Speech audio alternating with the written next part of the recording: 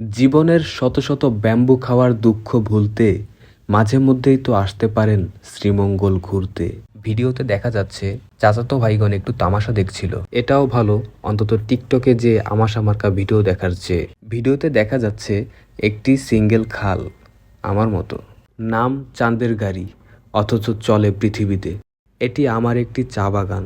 জানি কেউ বিশ্বাস করবেন না, কিন্তু আমার দেশের নাম বাংলাদেশ। এত বড় দেশটাই যদি আমার হয়, তাহলে এই ছোট একটা চা বাগান কি আর এমন। শ্রীমঙ্গল ব্লগ পার্ট 1 কবে আপলোড দিয়েছিলাম সেটা জানতে চাহিয়া লজ্জা দিবেন না।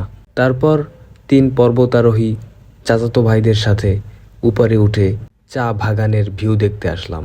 ভিডিওতে এখন দেখা যাচ্ছে নারী ব্যতীত অসংখ্য চা বাগান। মাধবপুর লেক, একজন লেকম্যান যার পাওয়ার হচ্ছে হুদাই লেকের পাশ দিয়ে হাঁটা। হুদা কামে সবাই জয়েন করে স্বাচ্ছন্দ্যভাবে। ওয়েলকাম।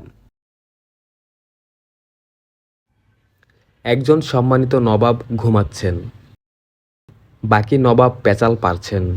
কিছু না করেও যদি এই দেশে ব্যাম্বু পাওয়া যায়, তাহলে কিভাবে পড়াশোনা না করেই A+ পাওয়া যায়। একদা কবি বলেছিলেন, অল্প বয়সে ফ্রেম করিতে যাইয়া, দিন শেষে বাড়ি ফেরে বাঁশ হাতে লইয়া।